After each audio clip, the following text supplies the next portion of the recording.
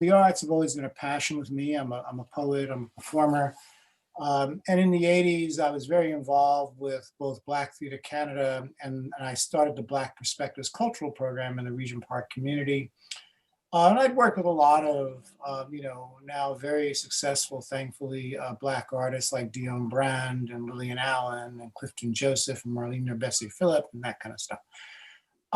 So through the 90s, I had working in government, I was heading up anti-racism work, and we became very aware of the issues around, let's say, the Writing Through Race conference, performances like when Drabinsky wanted to bring Showboat to Toronto, and also when the Princess of Wales Theatre had Miss Saigon.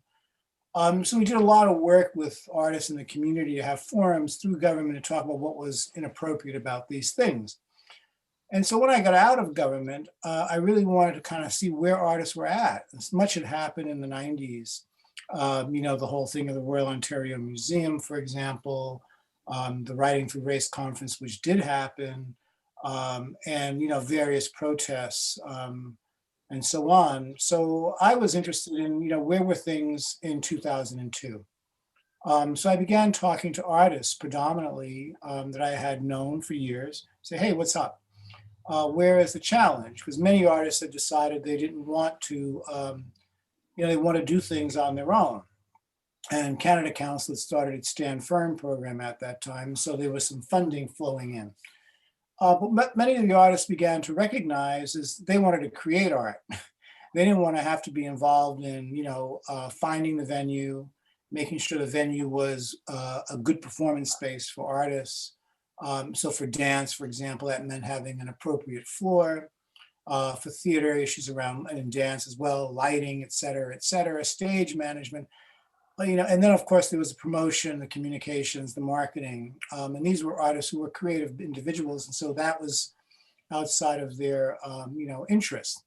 And at the same time, I began to have a conversation with a number of service organizations that were working with venues, and also artist organizations like Cahoots, for example. Then I met with what is now Ontario Presents, it was then called Community Cultural Impresarios. And what I learned from the presenters were they knew things were changing, but they didn't know how to make the connections. They didn't know the depth, the time, the whatever, how they could make changes, how they would understand the quality of this art that was springing up around them in every which way whatsoever. And I guess we went back and forth in conversations with then the Sony Center, SAVAC, Cahoots, Community Cultural Impresarios.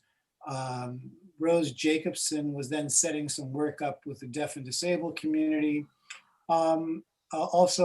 Creative Trust, which was supporting mid-sized theaters to gain some revenue and to restructure themselves to be more lucrative.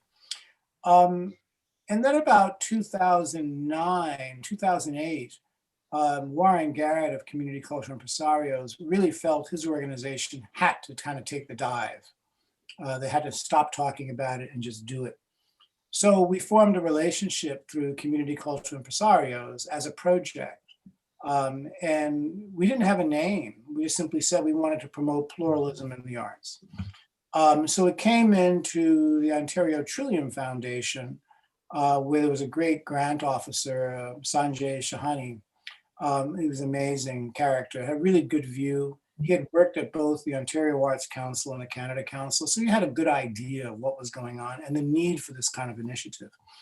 So he gave us funding, or Trillium gave us funding for 2 years to work with Community Cultural Impresarios and their presenters to look at. And so we did town halls, we brought artists together with presenters, and at the same time, we were also investigating how to create a toolkit that presenters could use, any venue could use to promote pluralism and to engage in work around that area. And that took a couple of years. I think we released it in 2012, so it was about 3 years after this started. But we had gone through seminars, town halls, and at all town halls, we made sure to have artistic showcases. and we were going to present artists whom we thought were, cutting edge, who can also talk about their artistic practice and the standards of excellence that are within them. So we continue to do that till today. But that's what inspired me to start CPAMO and to build it. And then after a couple of years, we moved away from now called Ontario Presents to set up our own organization. That was in about 2015. Equity, diversity, inclusion. We would never use diversity as far as people are concerned. We would talk about diverse art forms, but we would focus more on equity. If you have equity, you will have diversity. If you have diversity, it doesn't mean you're going to have equity.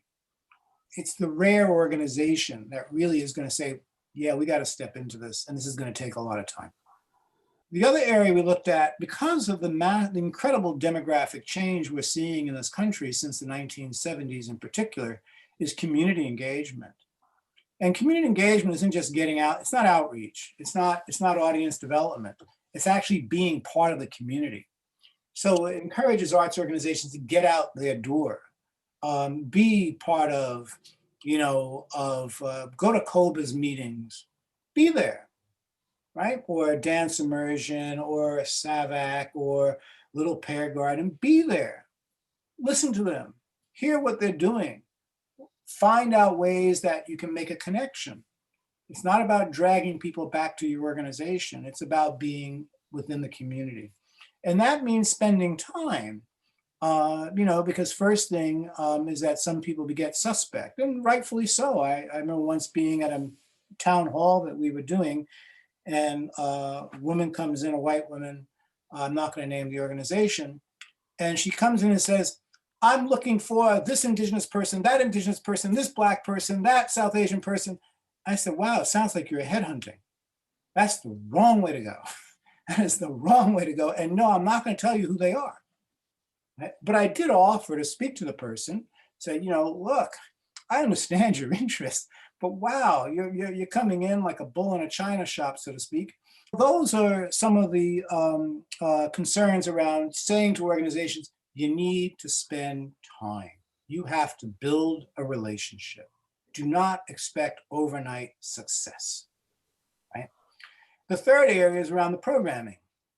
Not just what's on stage, who is selecting what's on stage, and who's doing the education about what's on stage. Right? So how to involve IDPOC artists or art service or arts administrators in those decision-making processes to understand, okay, what are they seeing as important? And why are they seeing it as important? Then there's the internal stuff, the human resource side of things. How do you hire people? How do you onboard people? Do you have policies on harassment, discrimination, that kind of stuff? Who's on your hiring committees? But it's also making sure that the organization has its policies and procedures in place around harassment, discrimination, and learning about microaggressions, which is becoming a bigger issue these days. And then the final area we look at is, the whole notion of audience development. Really, we put that on a back burner because we feel like, if the other things happen, the audience will come. The arts need to go through a transformative process. This whole aspect of competitiveness is killing us in many respects. We don't develop the relationships, and so therefore we don't develop the understanding of diverse art forms. And for those who are more privileged, they don't develop the understanding of why they are privileged and what that means and how it blocks the growth of Canadian culture. So we still face it. And in some organizations, we still face things like tokenistic approaches. We want to work with CPAMO because we can put their name in our grant application and then we'll look good in front of a jury. We have to protect against that because we don't want our name used in that way. We also face challenges, I think, in the real depth of what it means to take this work on. Many people want check boxes. Yep, we did this, we did that, we did that, we did that. Yeah, we got a Black person on stage, we got a South Asian person on stage, we got, but they don't change the organization. And they throw that in front of funders, and funders don't have, in my view, the internal capacities to really assess who's doing good work in this area. They've set no standards. So a checklist looks good. Our board is now more diverse. Yay, our programs look more, yay, but are you really, is the power really there being shared? And, is this just the 1 day wonder, 1 year wonder, and then next year, where does it go? What's the long-term plan for change?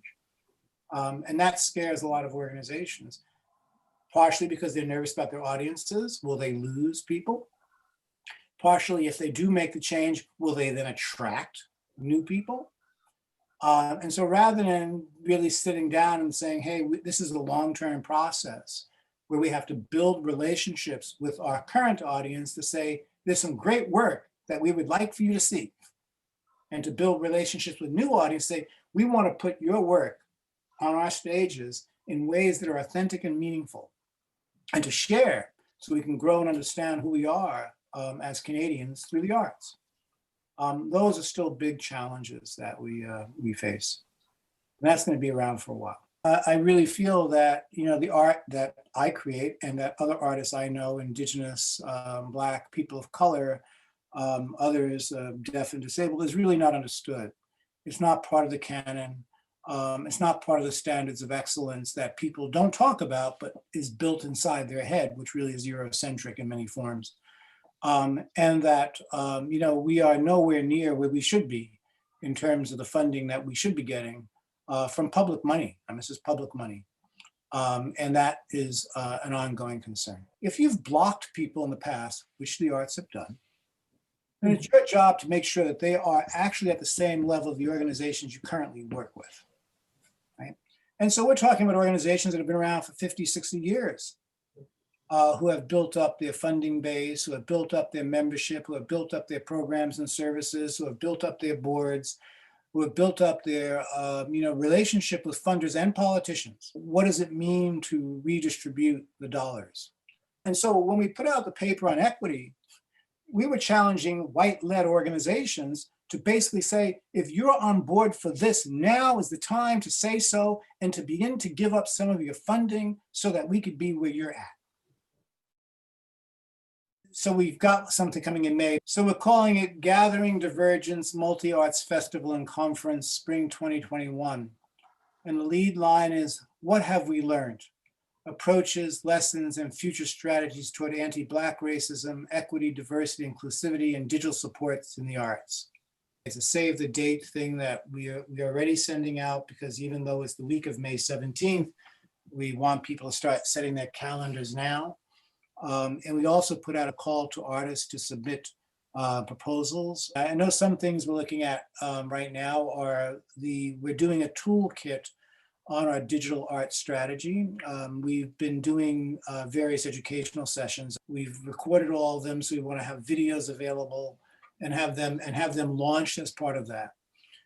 We're doing some work where we want to invite a number of organizations that we've been working with, everything from Peggy Baker Dance to Fall for Dance North to Luminato to the Ballet Company to North York Arts, to come together for a session on what is this method? What are the methodologies? Where are the commonalities? That kind of, what have they gotten out of the process? We're in conversation with the City of Toronto to follow up on the Mayor's Roundtable on anti-Black racism, where we're encouraging the city to name 2022 to 2032 as a decade for Black arts and culture in the city. That they also identify city spaces that Black artists and Black arts organizations can use for minimal to no charge, that they fund a Black-led arts organization to do research and advocacy, and that, if there's any city body that's looking at this issue, that body needs to meet in public, and that it be supported by that advocacy organization to set up the agenda. We don't want to see Black artists co-opted by the city and get drowned in their bureaucracy. Not that they necessarily would, but this is a precaution. And we've said it to them, you don't want that optic out there that you've just co-opted a number of prominent Black artists and we don't know what's going on. We want to make sure there's a central point where we can come together as diverse as people from a diaspora. Sometimes I don't think people truly understand what that means.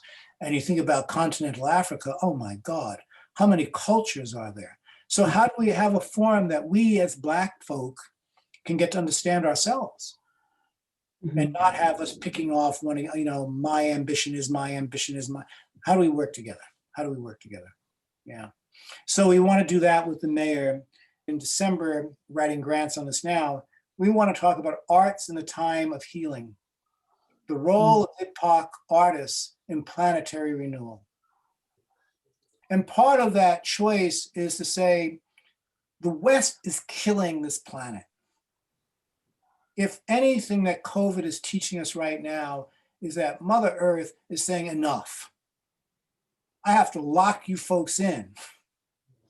Look at, how did we take care of ourselves before this glut of greed hit us through capitalism, colonization, etc.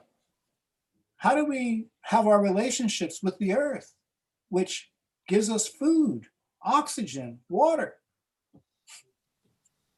right? Why do we treat it as if it's a commodity? Those things we need to, and it really, we've heard many people, whether David Suzuki or Noam Chomsky, et cetera, say it'll be indigenous peoples because of the way they have lived who can help us out of this process, out of this mess. So that's what we want to talk about. And aside from COVID, you look at all the other things that have happened, hurricanes, tornadoes, you name it.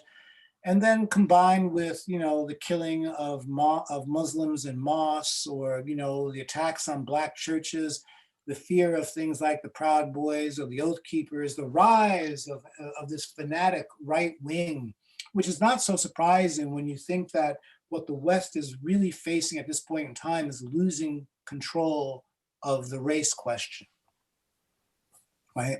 I mean, look at the Republicans in the states, what they've just done. 40 states bringing in restrictive voting laws. Who they want to block? People who look like us.